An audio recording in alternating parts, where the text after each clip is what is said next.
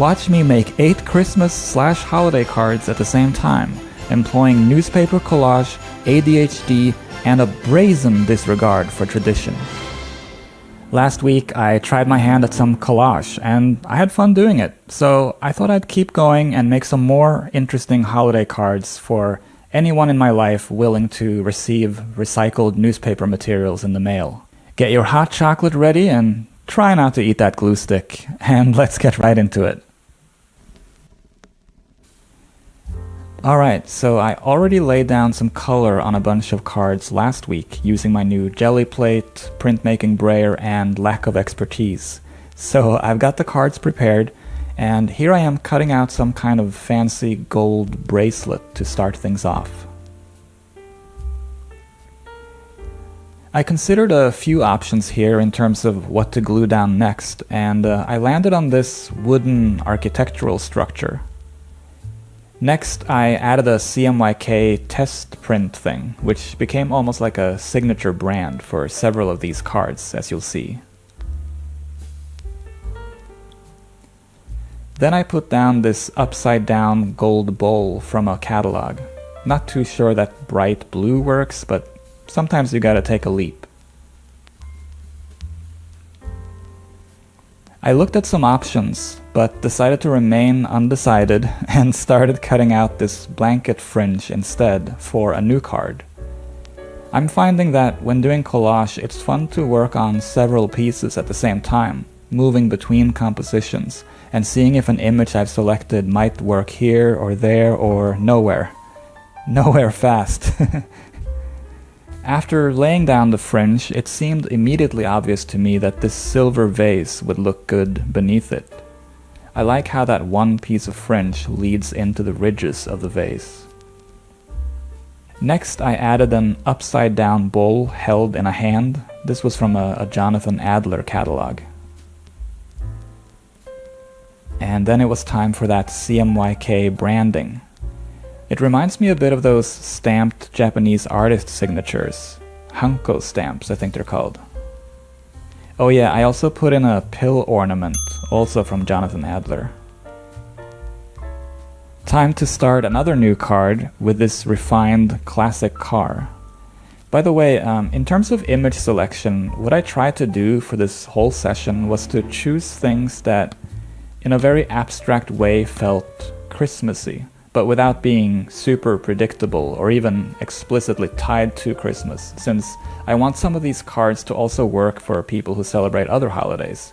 So I mostly looked for baubles and shiny gold and silver things, objects of luxury, perfectly draped fabrics, things that kind of felt either luxe or lush. I avoided red imagery, which also felt like an easy way to end up in a non-traditional place. I love the piece I'm cutting out here. I believe it's the glass top of a perfume bottle, to which I added a stylish skirt. And then I wasn't sure what to do next, so I jumped to a new composition. This is some other expensive jewelry, and I cut aggressively into it with a diagonal line for reasons that will become clear soon. But first, I once again switched tracks and cut out this fur ball of a jacket with legs attached, but off with her head. This is a pretty ugly background color situation, but I thought it combined okay with this image. Yet another new card. I accidentally broke her arm, but I sort of like how that looks. But not enough to stick with it for more than a minute before jumping straight to this handbag for yet another card. I kept the yellow in the space under the strap. I thought that looked nice. And then I added this pillow in the negative space below the bag. I had the idea to use strips of text as almost a line, like in a drawing, to make very loose tree shapes on some of the cards. I didn't want to go too defined with it, but it could be sort of a hint towards the holidays without bludgeoning you to death with it. So I cut a bunch of newspaper strips and started drawing with them, I guess you could say.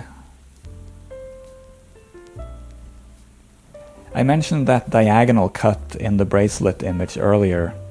Here you see I'm using the newspaper text strips as echoes of that silhouette, forming a tree shape, or at least a tree-ish shape.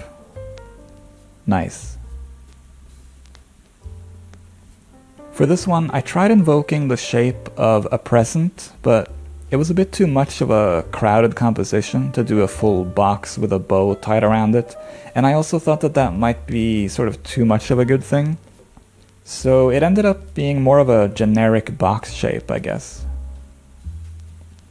I went back to the Christmas tree idea for the handbag card.